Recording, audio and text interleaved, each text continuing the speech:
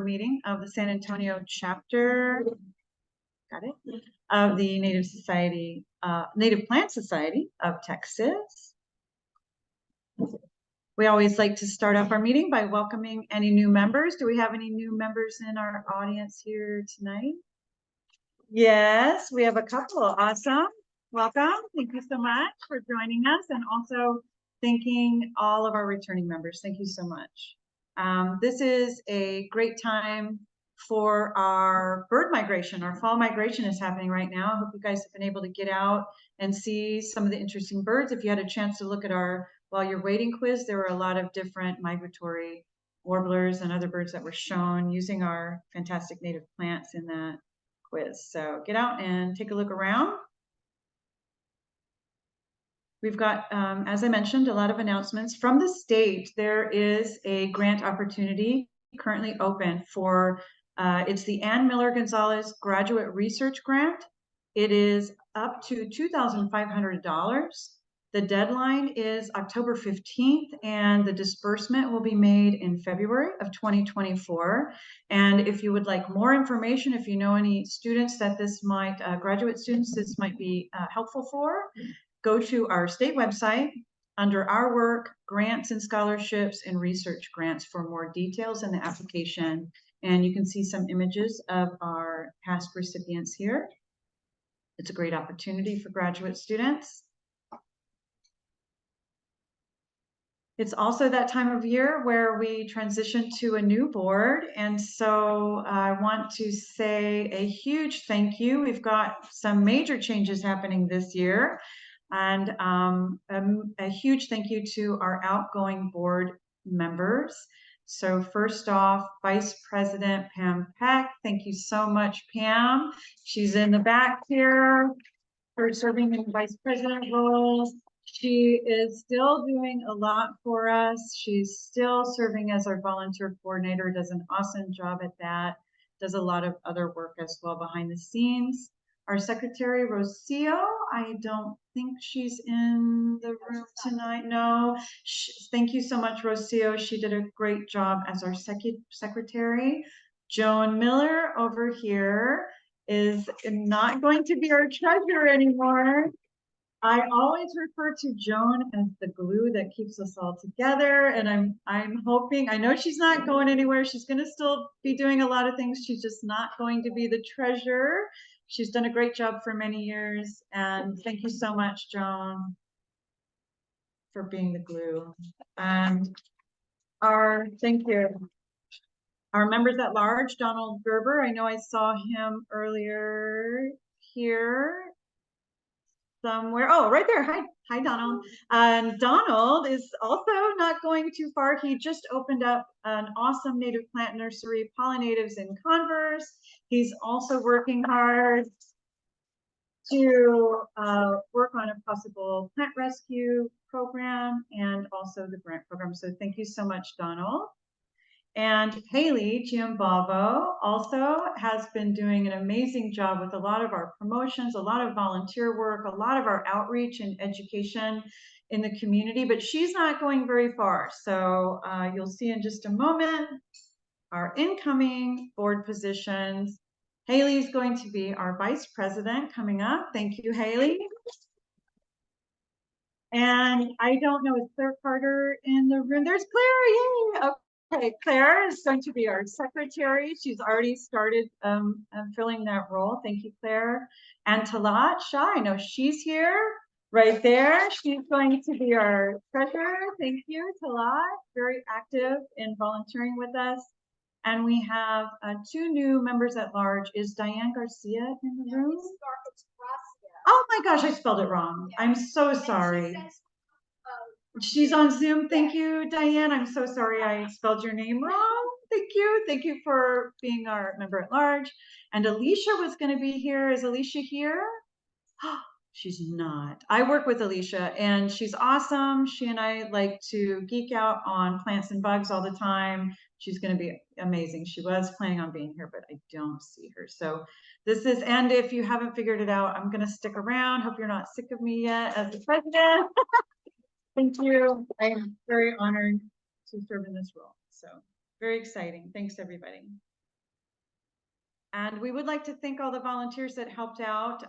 Speaking of awesome native plant nurseries, the Nectar Bar had an event. They're reopening the Sustain the Migration Go Native at the Nectar Bar. So thank you to the volunteers that helped with that event to spread the word about native plants. And if you didn't see when you were coming in, we've got some new chapter garden signs for sale. They are $15 a piece. And when we transition from, Haley's holding one up in the back there, when we transition from this presentation to our speaker for the night, we're going to do a door prize and give away one. You can choose any of the signs that we have. We have 2 different versions, and each of them are in English and Spanish. And again, they're $15 a piece. And our state organization organized all of this for us.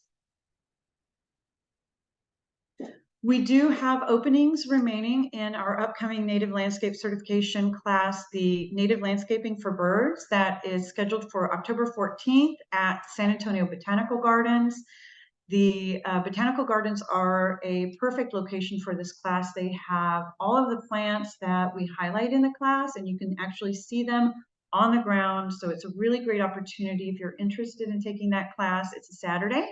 And we do not want the cost to be an impediment for anybody. And so we do have scholarships available. If you're interested in attending and cost is an issue, please reach out to us at sanantonio@nipsot.org. We would love to have you. Also want to point out, upcoming on Saturday, October 7th is one of our best annual events. It's the Monarch Butterfly and Pollinator Festival, and it's going to be at Breckenridge Park again this year, and it's from 9 to 1 this year. Last year was amazing. There are going to be a lot of opportunities for kids of all ages. Usually there's some cool plants available, lots of activities. And speaking of the festival, we do have a call for volunteers. We've got our first shift covered. We're looking for anyone interested in helping us in the second shift from 11 o'clock to 1:30 to help support our chapter educational booth, where we have some really fun activities. And if you're interested in volunteering, please contact us at nipsotsavolunteers@gmail.com or talk to Pam in the back if you happen to be in the room. It's going to be really fun. It's a great event.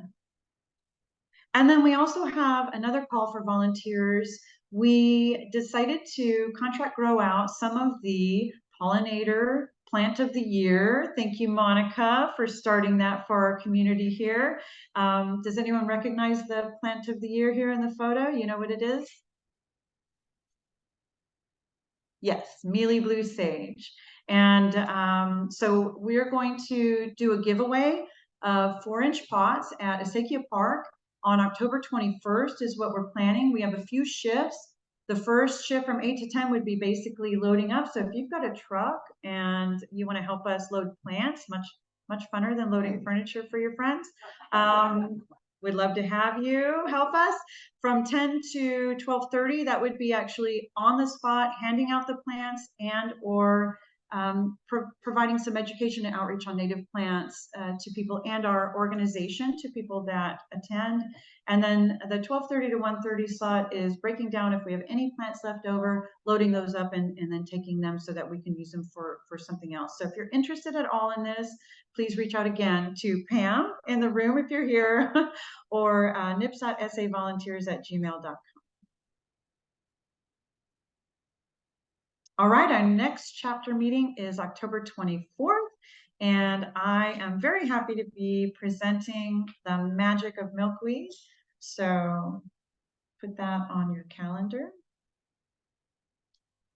Tonight's presentation does qualify for SAW's Water Saver Rewards points, and if you're in the room, you do not need to take the quiz. You just need to sign up on the form that we should have somewhere in the room, probably over, yep, right over there at the table at the front. You don't have to take the quiz. If you're on Zoom, you do. So please take a picture of this QR code or get that link, and I will copy that link into the chat after we get going with our presenter for tonight. You'll need to take that quiz right away. 3 questions based on the presentation tonight. And we have reached that point, and so we're so happy to have Michelle here tonight. Oh, wait, I'm sorry, hold on, there's an announcement. Jerry's got his hand up in the back. I got a plant sale this Saturday, native and non-native. I live out here in Seal Park, and I've got a list of plants that I have available, and if you want to reserve some, I only have a couple of, So if you want a particular plants, like grow some plants, that you won't find in the nursery. So anyhow, if you want to stop by and reserve, you do that, or just come out. I've got my cards back here with the address on it. Okay, sorry, so Jerry, for people on Zoom, okay, Joan's gonna give the information in the chat on Zoom. Basically, Jerry, who grows some really cool native plants, is gonna have a plant sale. And if you're in the room, you can see his list. You can pre-sign up for that list. Again, Joan's gonna put it in the Zoom. Sorry, Jerry, meant to mention that earlier. Okay, so we're really happy to have Michelle Gorham. Did I say that right? Close enough. I meant to ask you ahead of time. Sorry. From the amazing company, Native American Seed Company. Love that company. Not only do they provide awesome native seeds and live plants for our entire region, but they really walk the walk in terms of stewardship and protection of our native communities and our native environment. So love that. So happy to have you here. She's going to be talking to us about how you can restore the earth by creating a pocket prairie. So we're going to transition here. We'll do our giveaway door prize while we're changing over. So bear with us as we get her presentation up. Thank you for being here, Michelle.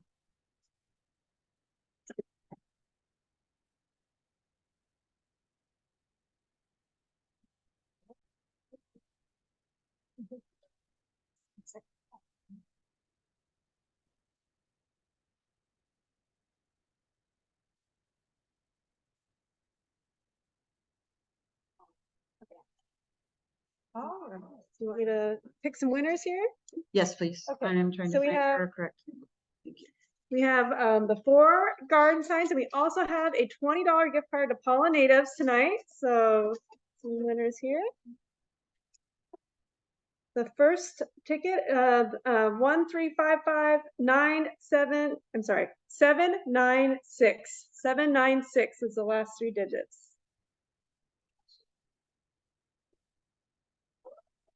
All right.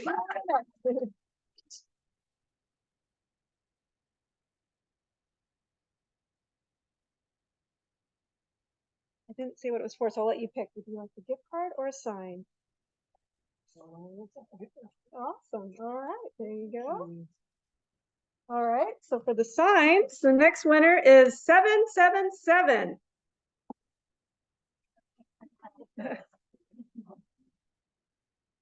All right, we got him. All right. Okay, a couple in stage and a couple in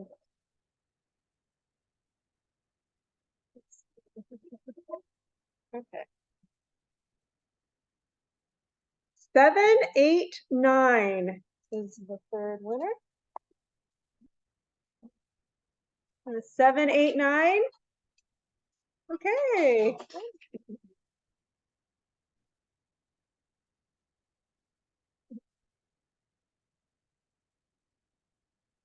All right. If you don't want one of these, you can have them fix the English one in this version. You've got some more in the back.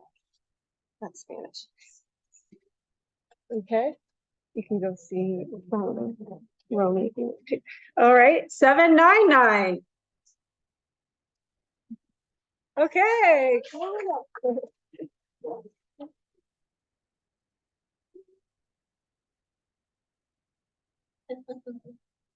And the last, let's see, yep, last one, 797.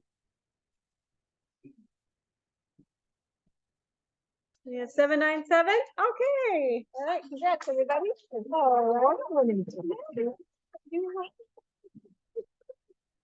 Okay, so we have these, we have an English version of this one too. Okay, so I'm gonna go to that.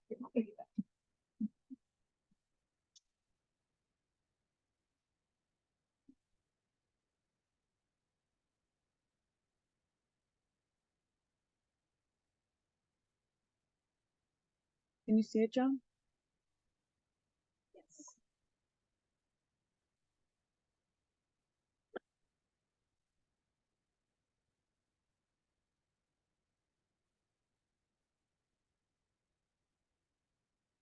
We're not seeing the right screen here. There we go. I think, is that right?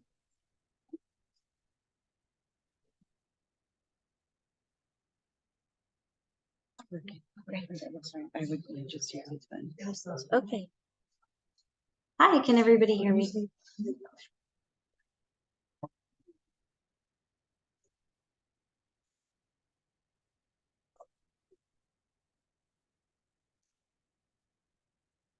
So thanks for having me. My name is Michelle, and I work for a company named Native American Seed. How many of you are familiar with Native American Seed? There's probably a lot of hands going up. That's good. I'm here to talk to you about creating a pocket prairie, of course, from seed. So we're going to so on a daily basis, I'm a sales associate. So basically, I sell seeds. I'm a seed pusher. A little higher. Is that better? Okay. Sorry about that. So on a regular basis, I basically sit at a desk and I answer a phone and I tap in information into a computer. So if you've ever called, you've probably experienced one of our sales staff taking care of you, right? Being in that position, I get questions, field questions all day long. So I've had positions where I've been horticulture education. This is a little bit different. This is mostly on a one-to-one basis with individuals, and each individual has their own unique set of circumstances. So within that conversation, I have to help them understand what it is that they're purchasing, get them to the point where they're going to be as successful as they possibly can be with our products. Because the more successful they are, the more successful I feel, the better the company feels, the better we're all doing in the long run, right? So I haven't been with Native American Seed for very long. It's only been about a year and a half, but I'm a longtime horticulturist. I've been in San Antonio for almost 20 years now in various degrees or facets of horticulture. But I really like being feeling like I'm coming full circle with working with seed and restoration and how that is so very different from landscapes. And many of you raised your hand. You're very familiar with Native American Seed. That's a very good thing. If you're not familiar, I can give you a little bit of a spiel, but I don't think I have to go into great detail about the company. So Native American Seed pretty much started around 1988. Native American Seed was not Native American Seed prior to that, but it was Neiman Environments. They were based out of Dallas, and they were a landscaping company. So pretty much start to finish, everything about a landscape they were doing. They were installing the typical, residential yard. And of course, like many of us, that a good drought and concern over water will kind of turn things 180 degrees, if you're aware. And of course, we know that the Neimans have very great awareness. So they also turned their business 180 degrees and started looking at the very foundation of what our landscape should be looking like. So realizing, most of Texas was some semblance of prairie, they really delved in and figured out what species we should be offering and the benefits of those species.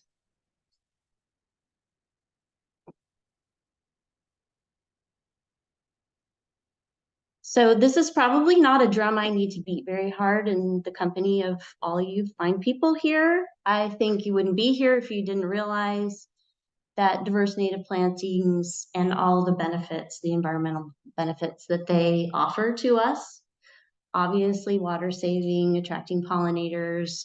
I'm probably not going to talk in very much detail about individual plants and what they attract, just the foundation of the act of planting native plants is going to be very beneficial for pollinators.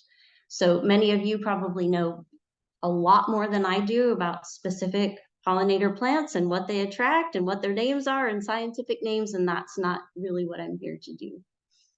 And of course, reducing pesticides, sequestering carbon, cools the soil, all of those benefits that we understand about planting native plants. So I do want to qualify, though, that something like a pocket prairie is vastly different from a very organized landscape. So there's obviously nothing wrong with that. That's wonderful. So, you know, if you think about a traditional landscape and replacing the things that are in a traditional landscape with native plants by planting them as, you know, spaced at, you know, certain intervals. We know this plant gets this big and therefore we're going to plant this plant this far away from that. A prairie is a very different thing. So there's a lot less control in a prairie situation than there is in a landscape situation, obviously. So we're going to talk a little bit more about actually taking a mixed seed, sort of like, you know, one of our mixes here. We even have one called the pocket prairie. It's one of our mixes, and it's just a bag of a whole mess of seeds. So it is a combination of things. And as you can imagine, you don't have much control over it. But so if I say pocket prairie, what I really mean is that it's a, you know, but is there a way to get this soon? There's a thing blocking me. Sorry, I can't read my own slides. Just do that. Allow recording. Okay, sorry. Okay, so pocket prairie. It's a biodiverse combination of grasses. So it's usually mostly grasses, 60–80%. And then there are forbs mixed in. So it's 20 to 40% forbs. So it's a little bit different than maybe just planting a field of wildflowers, which is also a great benefit to pollinators. But a pocket prairie is going to be a little bit different, might be perceived a little bit different as well. It's usually within an urban or a residential setting, usually a small parcel, undergoing natural cycles meant to mimic a native prairie. So the prairie in the United States is, you know, millions of acres. And obviously we're losing some of our prairie from development and such. So planting a little remnant of a pocket prairie is certainly, you know, a very hopeful thing to do. If we were able to remove the prairie slowly, we can actually put it in slowly. So if you think one little prairie remnant or even 400 square feet in your front yard isn't helpful, it certainly is. And then the more people who are doing it, hopefully collectively, we're all, you know, contributing to putting some of that prairie back to reap the benefits for ourselves, for pollinators, and all of the good things.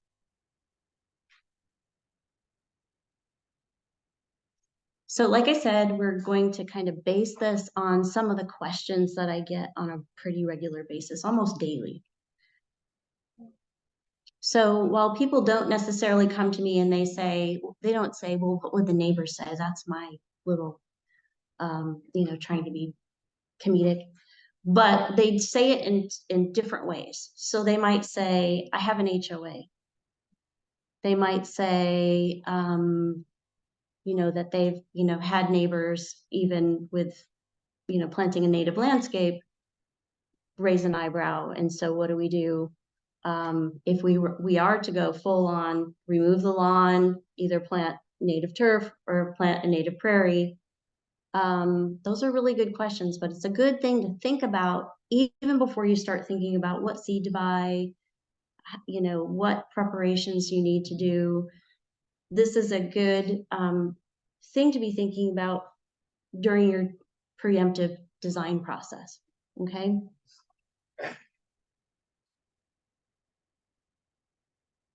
So there's nothing that says that your pocket prairie needs to be in your front yard. It certainly can be. I mean, most of us have some semblance of lawn or remove in some stage of removal or whatever, and it's usually in our front yard, but some of us have backyards and it's fenced off and nobody can see it. And so it really can be your own little secret. So if you've got a sunny spot in your backyard, there's no reason, if what they can't see, they cannot report. Okay.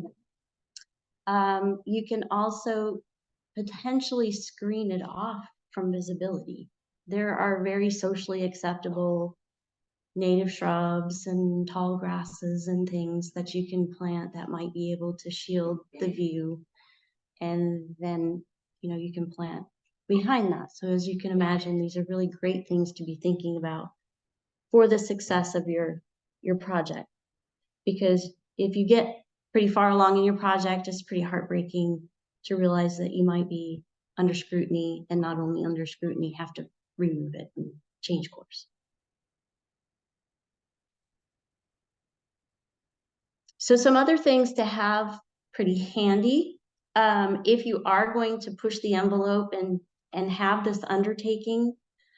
I have personally been in a situation where, code compliance was called and I had to support, and it was actually really beautiful at that point in time, and I just couldn't imagine.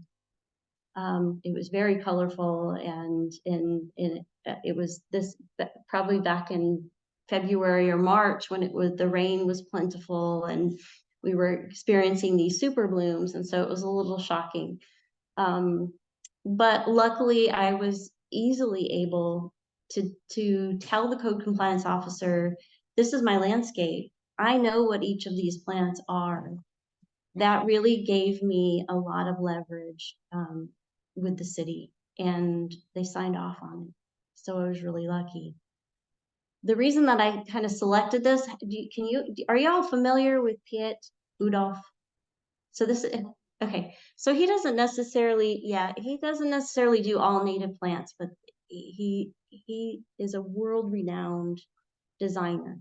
This is one of his designs. So if you think your design needs to be professional in any way, shape, or form, I mean, this guy did the high line. So if he can do the high line like this, you can do your front yard design like this.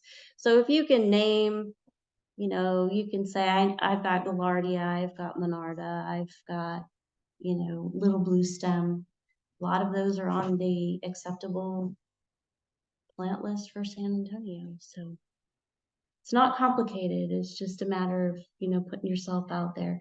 It's also really good to have that list because for a lot of people, just planting something native from seed, it could be their very first venture. And there really is, and I'll get into it, there's a process that goes into this, and there is a big learning curve for some folks.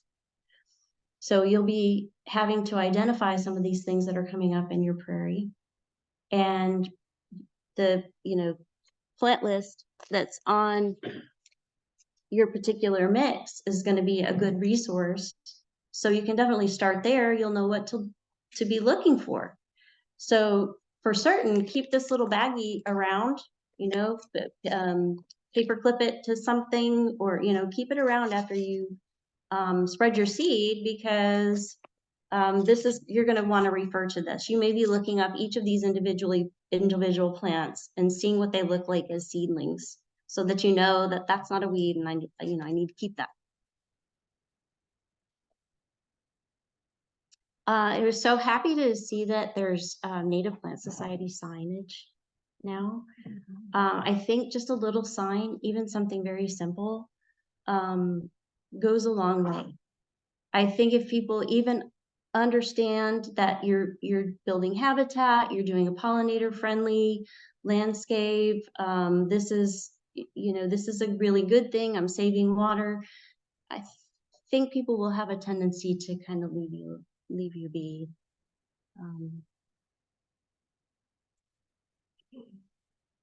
Okay, so imagine yourself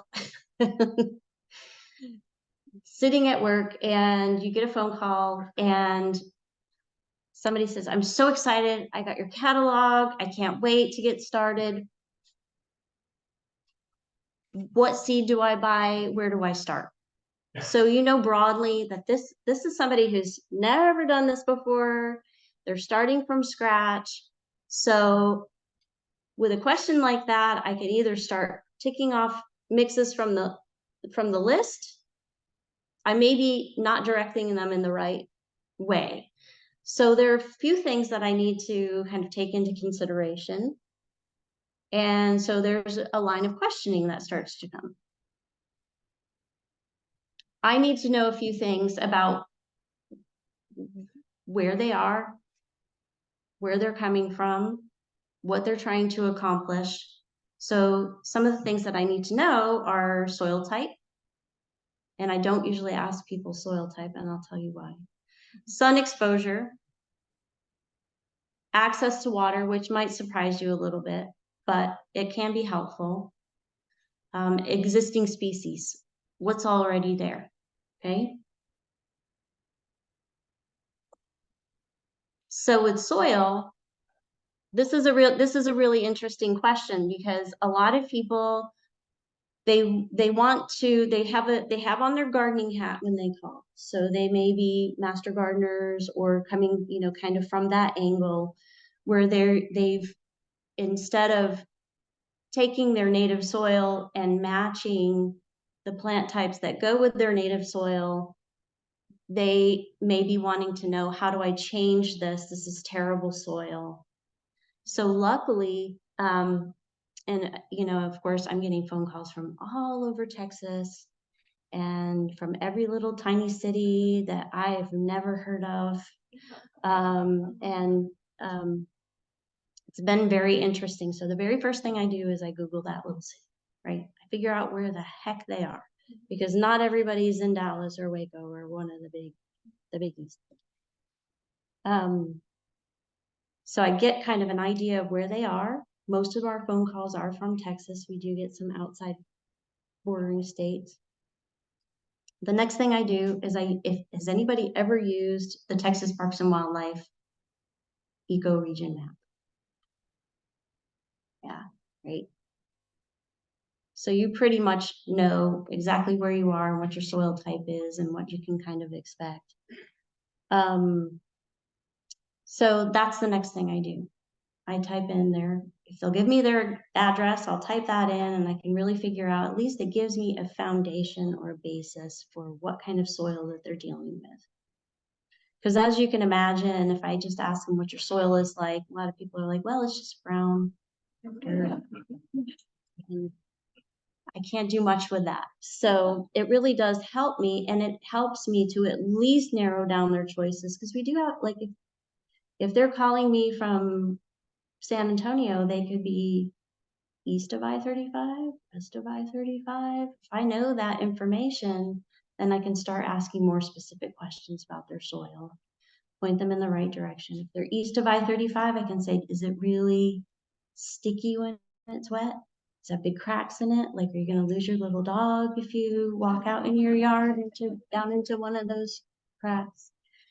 You know, if they say, yeah, that's exactly it, I say, okay, that's great. We have a blackland prairie mix. Is that what you're interested in today? Is that what we can look at?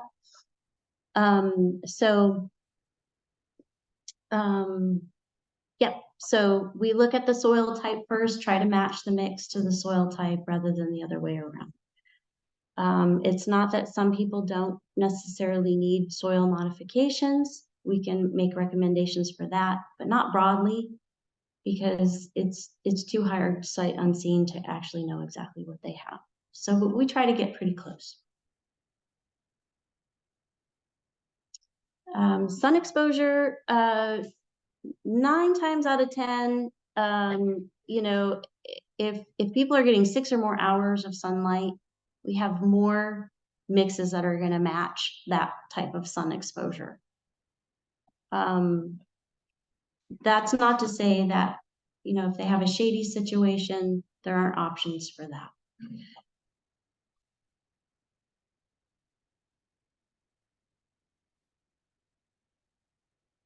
Okay, and so when I say access to water, in addition to access to some sort of hose or a watering system, you know, these seeds are, they might need a little bit of help, but however much help you're going to give them, I mean, that kind of depends. So there's a kind of a measured expectation line of questioning that I come up with. And access to water is one of them. So again, you know, when people have that gardening hat on, they expect that they're going to put the seeds down and every single one of those seeds is going to come up all at the same time. That could happen, but not very likely, especially when you're talking about a diverse mix. Because remember, we're talking about a prairie mix, which is grasses and forbs and wildflowers. So those grasses, within the grasses in some of these mixes, the grasses are warm season, cool season. The flowers are they're annuals and perennials. They're all going to have different needs. So if you're planting a prairie mix and you put the seed down at one point in time, then not every single one of the seeds is going to come up. But helping it along a little bit sometimes can really speed things along.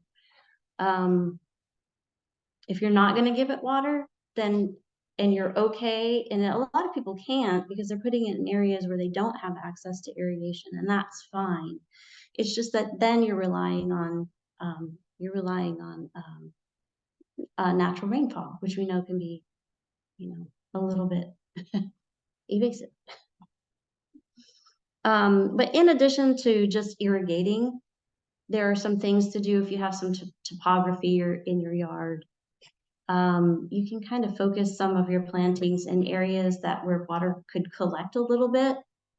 Maybe it stays a little bit moister for a little bit longer, or any rain that we get can kind of make its way, you know, gravity, you know, makes its way into low spots. So the moisture level on that soil can stay a lot more consistent if you're working with some of the topography. The next thing I need to kind of find out from folks is what's there? What are you already growing? So many people have some pretty tough species that they have to remove before they get started. So one of the questions that I get often is, can I just scalp it and just throw the seed out? If you are, you know, I think that is not the greatest path to success. So I do encourage people to try to start with as blank a slate as possible. I'm not going to go into great detail about how to remove some of these species. Basically, there's no easy answer. It is very hard work. So you're either digging it, smothering it, or nuking it, especially if you're talking about Bermuda grass and some of these other really tough species. So if it's more of a blank slate, even better. Another question I get is, when is the best time to plant? It's an excellent question. So there are some rule of thumb points that I can offer to people. Typically we say fall for wildflowers. We say spring for warm season grasses. It's best to time it with natural rainfall patterns. And of course we know that fall and spring, the rainfall chances, typically average rainfall goes up. So this is making, you know, our fall and spring the most optimal times, usually for any kind of planting. Prairie mixes, though, are a little bit more of a cocktail of, like I said, warm season, cool season, annual and perennial forbs and grasses. We typically tell people you can plant those anytime. Part of the reason for that is because with a broad mix like that, there are certain seasons where some of the species in the mix are going to do better. Let's say if you plant in spring, some of those species, like your warm season grasses, you're going to see those peak a little sooner if you plant in the spring. You may see some of your perennial wildflowers. And then, you know, hopefully everything survives the summer. And then as we approach the cool season, many of those seeds have, if they haven't germinated because they didn't have the right conditions, if they're cool season grasses, they're gonna kind of sit there until those conditions are right for them. So it could take a good long year really to see everything within that mix come to fruition. And that is often if, you know, the climate is working in our favor.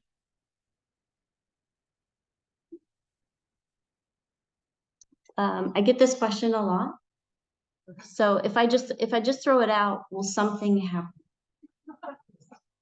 And it's a definite maybe. So you can see why, you know, a pretty sturdy line of questioning can, you know, and you know, actually it's valid. Yes, something could happen, but I make sure people understand that as long as nature is working in your favor and you're okay with walking away from it and just letting the seed rest on the soil, then yeah, something could happen. If nothing happens, though, remember, I did ask you all the qualifying questions to make sure that you were successful. So there are some things that you can do to make yourself a lot more successful. Seed to soil contact. That is probably extremely high on the list in terms of success. So if there are other things that you're not able to water, there are various other things that you're not able to give attention to, I would say seed to soil contact is pretty high on the list. And as you can imagine, if you can't water it in and you can't help give it a little bump to get established, when the rainfall does, and your chances are so much better. How many of you went to public school in the United States? Okay, many of us, right? So most of us as public school students in either first grade or kindergarten, we're told by our teacher to save our milk carton, right? Go to lunch. When you come back from lunch, save your milk carton.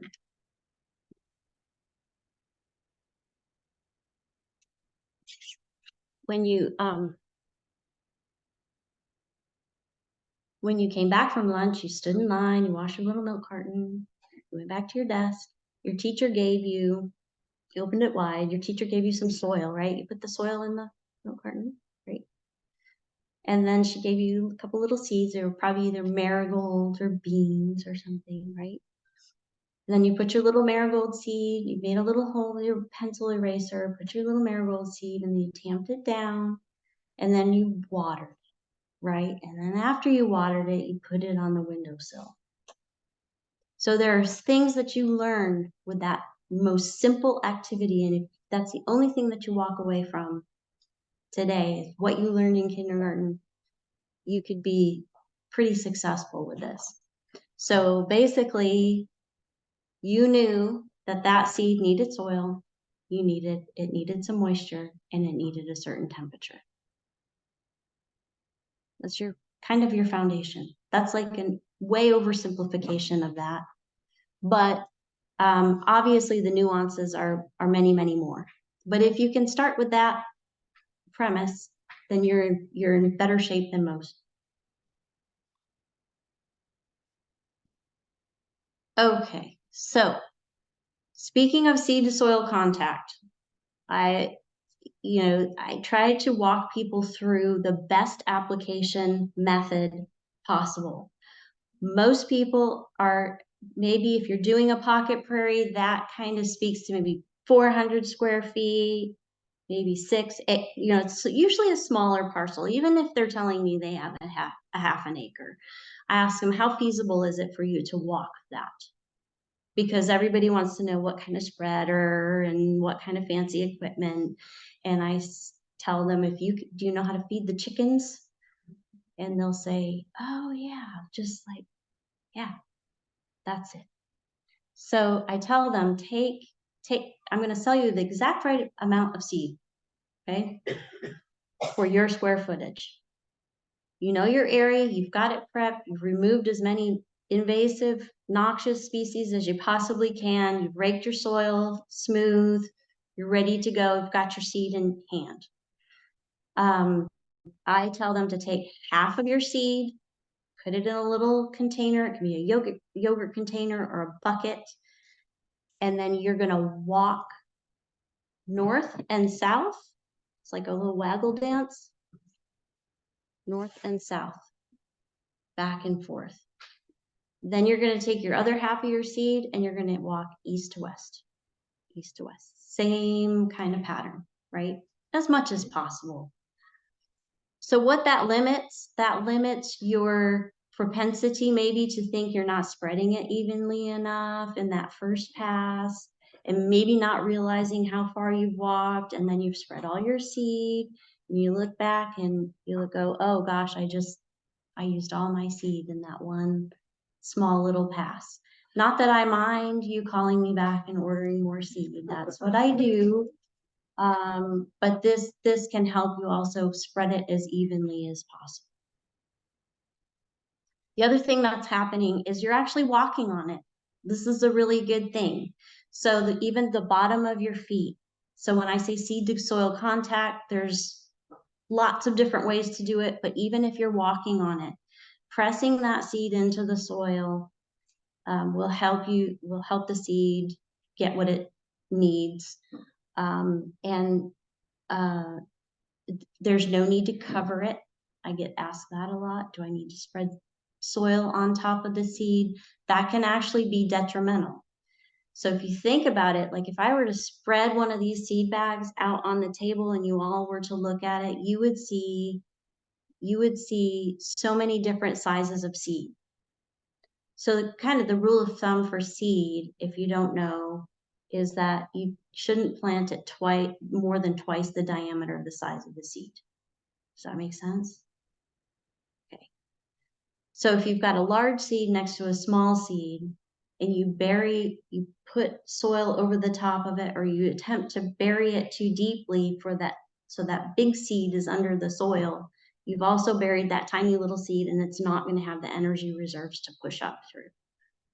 Okay, so tamping it, making like the buffalo, just walking back and forth is better than doing nothing.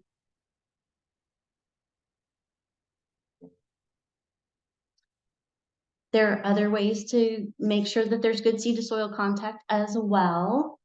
So this is one of the founders of Native American Seed. This is Jan, and she has a roller, and they prepped the area, they really scalped it, removed as many competing species as possible.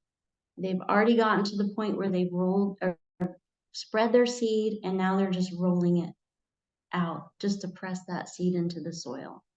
If you're mechanized, sometimes people use even a ATV with a cultipacker. People are doing huge projects, so they're very, very mechanized with farm equipment.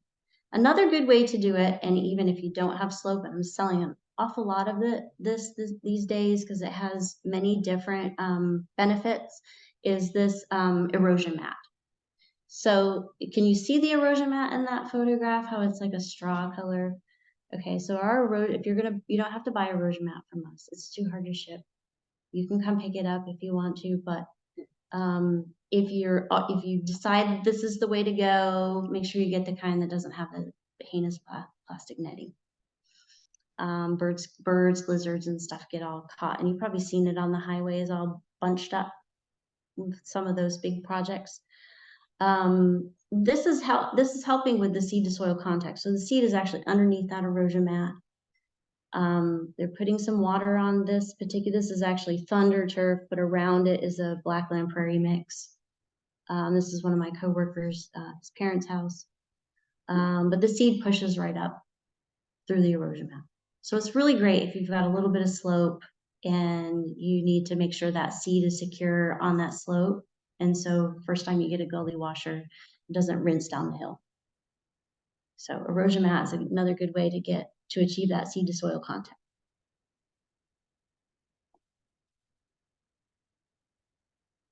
So if you decide to water, keep watering.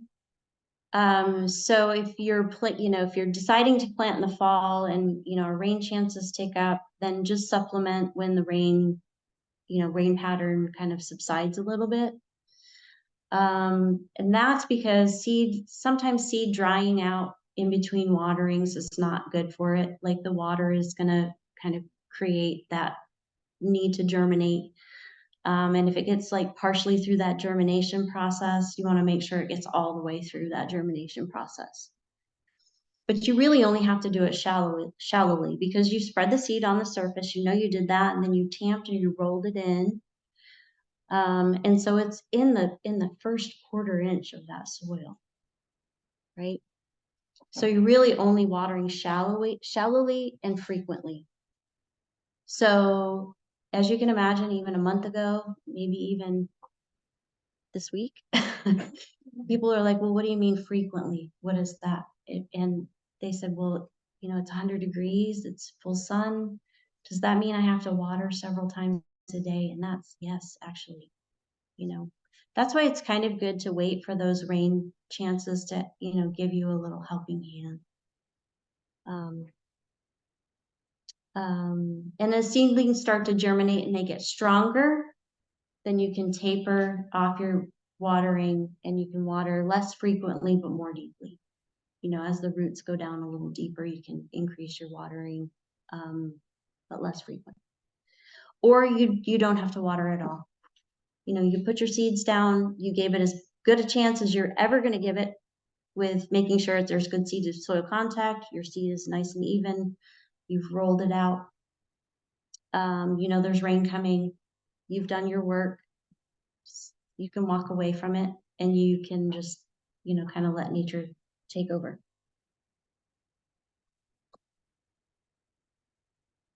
So somewhere between the installation and as things start coming up, there's going to be some, you really can keep an eye on it. You can keep a close eye on it if you want, if you're really interested in the process and want to see what's going on and want to increase the success of your project. There are going to be some maintenance things that rise to the top, right? So, how do I identify the weeds versus the native seedlings? So sometimes when, folks get some success with their native seeds, they're starting to pop up. They don't know what they're looking at. They need help identifying it, get lots of pictures early on, especially early, late fall, early spring. People are sending me pictures to help them identify what's come up. Sometimes we get people that say, we're sure that all you sold us was weeds. So not true, by the way. We do test our seeds. So we are on a regular basis testing our seeds. If they come back with any weed seed, they do not go up for sale. We clean them and continue to clean them until that test comes back. And we know that we're not sending you any weed seed. We would not do that, I promise. What probably happened instead is if you've noticed, I didn't tell you to get out there and till deeply. I didn't tell you that you need to till 6 inches deep, okay? Sometimes that much soil disturbance is actually detrimental to your project. So it stirs up weed seed that's been kind of latent in the soil. And if you turn it over, all of a sudden you're watering it and you're giving it all this great attention. And the weeds are like, oh, they love us. Here we come. So that weed seed sometimes comes from soil that's been overworked. So the less you can disturb your soil and you can just put it on top of the soil and press it in, the better off you are in terms of and then weeds are ubiquitous. They're everywhere, always and always will be. So there will be things that you probably don't want in your prairie and you may have to keep an eye, but it's going to be a learning curve to figure out what you're looking at and what to pull. And then when can I mow? Oh my gosh, it's like I'm doing all this wonderful stuff. When do I get to decimate it? What's my first opportunity to mow it? Leaves. Okay, well, it's a legitimate question, and mowing is not terrible, and sometimes it really helps to kind of revitalize. I mean, they're prescribed burns, and they can be wonderful when they're timed properly, right? So, and it happens naturally on the prairie. Don't prescribe burn your front yard. You know, if you were already in trouble with the wildflowers, maybe setting it on fire is not going to help the situation. And then the question of, do I need to keep watering? Okay, so let's delve into that. So this isn't necessarily a picture that I have received. This is one that I pulled off the internet from the Michigan Wildflower Farm, but I've seen pictures like this. You don't have to shout it out, but can any of you identify some of these? These are all wildflowers, by the way. There's a rudbeckia, there's a purple cone flower. There's a black-eyed Susan, a lemon mint, I believe, or maybe a bergamot.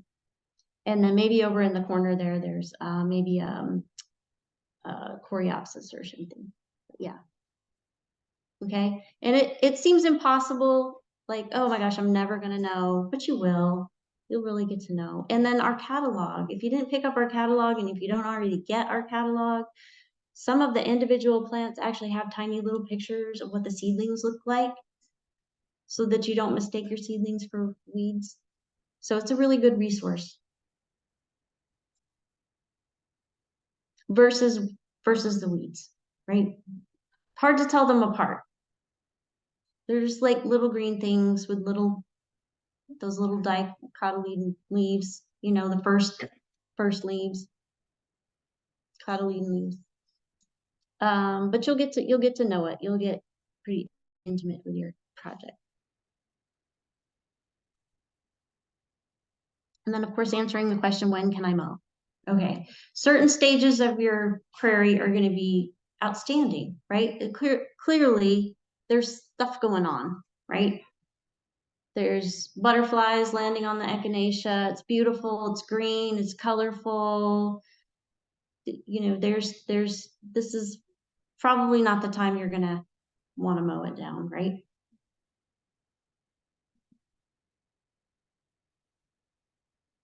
And again, this is not necessarily a drum I need to beat here, but we know that the availability of nesting and overwintering habitat is one of the most important factors influencing populations of native bees and other beneficial insects. So as you can imagine, when somebody asks me, when do I mow it, makes answering that question extremely hard. So when you know, and most of you know, that your overwintering prairie is extremely beneficial to all of these overwintering insects. So making that timing can be extremely challenging.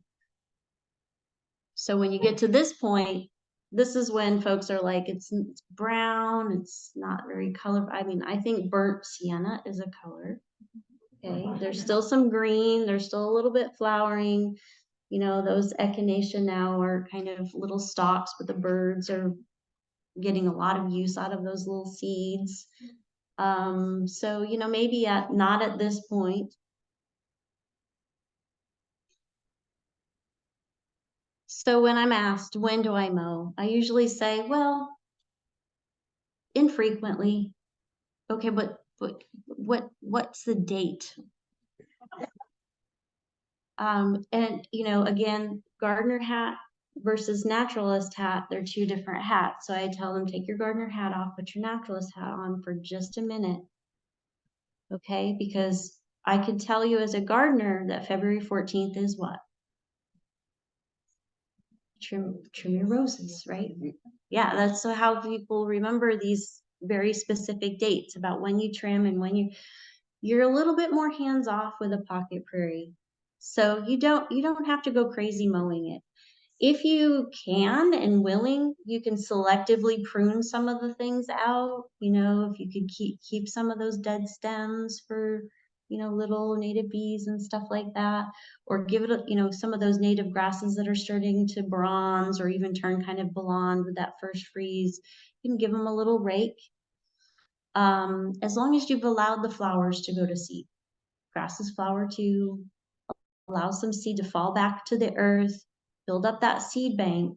Because again, not that I mind if you call me and order more seed, but if you already have it in your system, then keep it in your system. Let it go to seed, let the seed drop, you know, go out there and knock it around, let the seed drop, do a little bit of trimming, make your neighbors happy.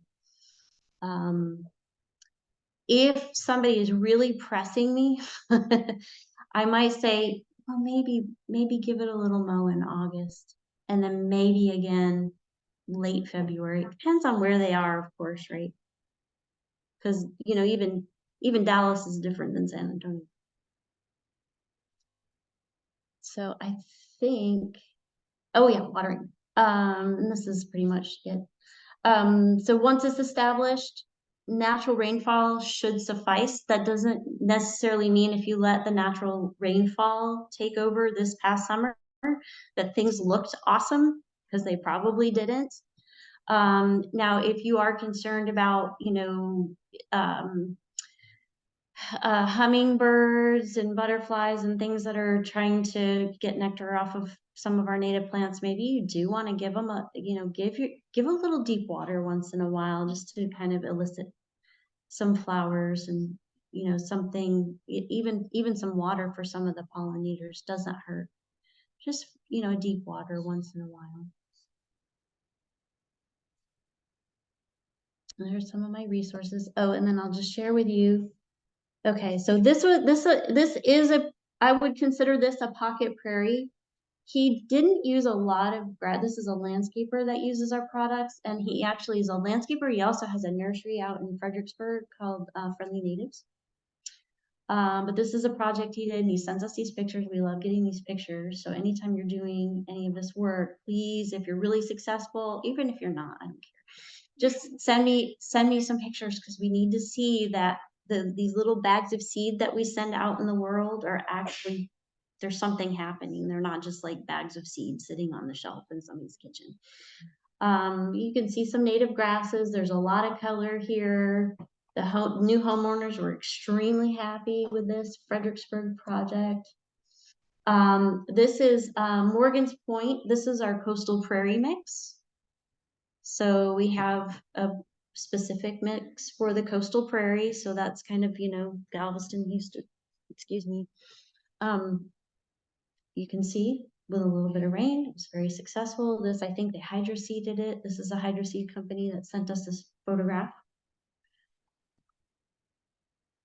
This is Commons Ford. Are you all familiar with Commons Ford outside of Austin? This is our Blackland Prairie mix. So Blackland Prairie mix is probably a very, very common one that would be used in San Antonio for sure, if you've got Blackland Prairie soil. This is what it would look like. And you can see there's some color, there's, you know, it's dotted with flowers, but predominantly it's prairie grasses. Oh, I guess that's it. Okay.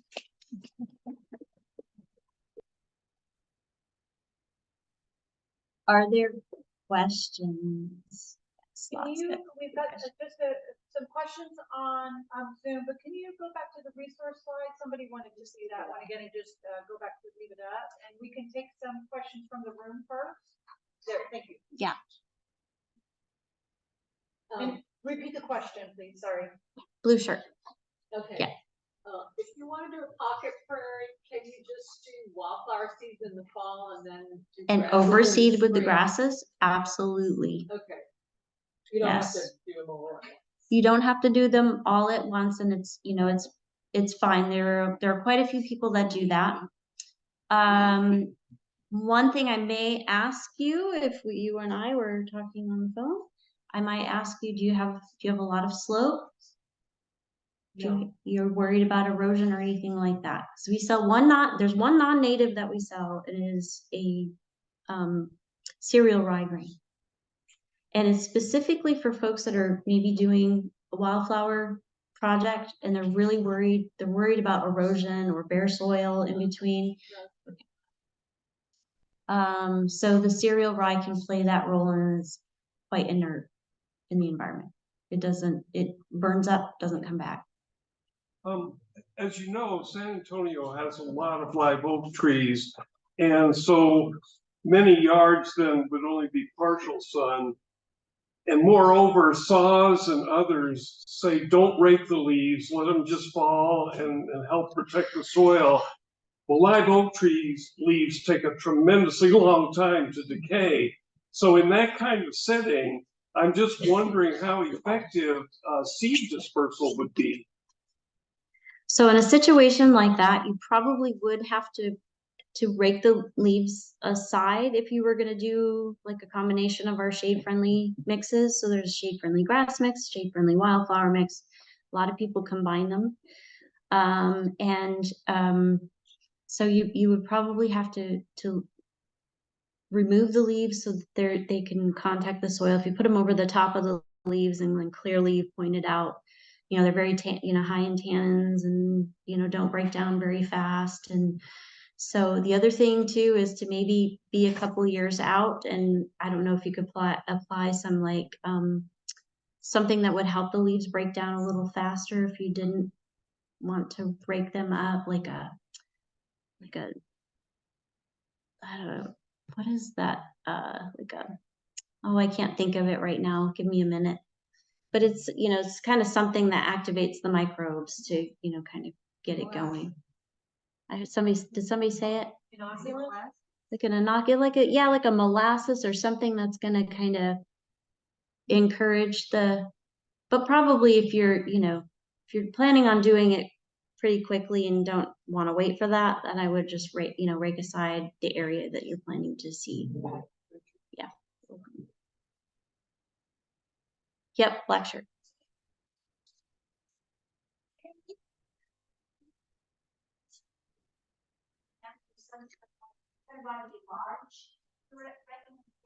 Mm-hmm. Can you repeat the question for the Zoom? Oh, yes. So the question was, do I recommend thinning? So if things are kind of getting crowded and a little bit close together, could you, you know, kind of tease out the plants that are close together and replant them? You certainly may. Yeah, you can do that. You know, some things may transplant better than other things. As you can imagine, again, like the difference between the landscape and the prairie is that with the prairie mix, you have some control, but not a lot. So I've had a very similar question in terms of like, well, what if two seeds land really close together and we know that those plants are going to you could be out there a lot trying to figure out how, I mean, it's usually the best man will win, and they'll figure it out. We've got some Zoom questions if we can get those. Okay, so, and if you could, even though it's repeated again, this is kind of a long one. Okay. My brand new prairie looked great in May. I did not water, then came the drought and the heat wave. By July, it was fried. Is it all dead, or is there still some life in the ground? Okay, that's a good question. So the answer, okay, let me see if I can repeat that. It is long. Prairie looked good in May. Most people's did. Okay, yes. And then the drought. Okay, and they didn't water. And now it looks fried, dead, and terrible. Okay. So there's probably both. Okay, so the answer to that is there might be some things that are dead and there might be some things that are not. So I know personally, I put my sprinkler on my little Prairie one night on my watering night, just one little portion of it. A lot of stuff is actually coming back. It's starting to green up. It's starting to look good. I'm going to continue to monitor that. And it is probably too soon in the year right now to see if there's Indian blanket lemon. I mean, it's just way too soon. And again, you're going to have to wait for those cycles for those, those plants are going to start germinating when it's the right time for them. So if you are feeling a little bit questionable, you can do a little bit of overseeding, especially if there was maybe something in your mix that didn't represent well, but you were hoping for more of. So you can buy that particular species by itself and maybe supplement. So I hope that answers that questions. Yeah, and we have another question. Do you have any suggestions for eradicating coastal Bermuda grass? Dig it, smother it, or remove it. Eradication of Bermuda grass. Coastal Bermuda grass. Oh. That's probably very similar to the Bermuda grass that you grow in your lawn. I would imagine that has very similar properties. Sometimes people try, they try to remove it as best as possible. Maybe that, it's on usually on large farm remnants or whatever. So maybe they'll try to, scrape it or remove it, and then they'll bombard it with native seed to try to kind of start out competing. But yeah, that's a tough one. And then, unfortunately or fortunately, we do have some chemical controls. So if you've got to do something once, especially if you're replacing that area with native seed, it's not the worst thing in the world to hit it once. It's like antibiotics, and then you can get the property back up to a certain amount of health after that. So it's 8:15. We have a couple more questions here, but we probably need to start wrapping it up. One of them is about right now in our local area, we are restricted to watering one time per week. So is this a good time to be putting seed out? Could watering one time a week be too little or too much for a new seeding? Is there a better time maybe? Yes. So if we're under water restrictions, is watering one time a week going to be enough? There are a lot of, factors that go into answering that question. I suppose watering once could be better than nothing, and hopefully it rains. But I would probably tell that person, I'm telling that person, they can wait for the rainfall patterns to change. And then if they can hand water, because you can hand water at any time. So sometimes you can imagine that that's a site dependent thing. You don't necessarily want to be out there watering, half an acre or more. If it's a small area and you're willing to give it a little bit of extra water, a couple times a day, then you can seed it now. Do we have questions in the room? Is Yes. there any need to fertilize or enhance the soil anyway? Most likely not. That's going to be on a case-by-case scenario. And that's also it would be very difficult for us to make a judgment on that. Sometimes people send us photographs and we could tell a lot from a photograph. So certainly we could give you some feedback based on what we're seeing. Sometimes just, an inch or two of just finished compost over pretty much any type of soil is not going to hurt a native seed application, especially if you kind of leave it on top, rake it smooth, let it mellow a little bit, and then put your seed on top. So You might mention that y'all do have for grasses, y'all do sell live roots and you're much easier to get started. oh yeah, so the question was about live roots. So we do sell live roots. So in addition to the seed, we have a kind of a smaller palette of live roots. So obviously the live roots are going to establish a lot faster if you're giving that. It's just like, it would be much more similar to planting a landscape plant than it would be, you know, to a seed, obviously. But it is in our catalog. There's you know, Texas bluegrass and Indian grass. There's a question in the back. Oh, sorry. Hi.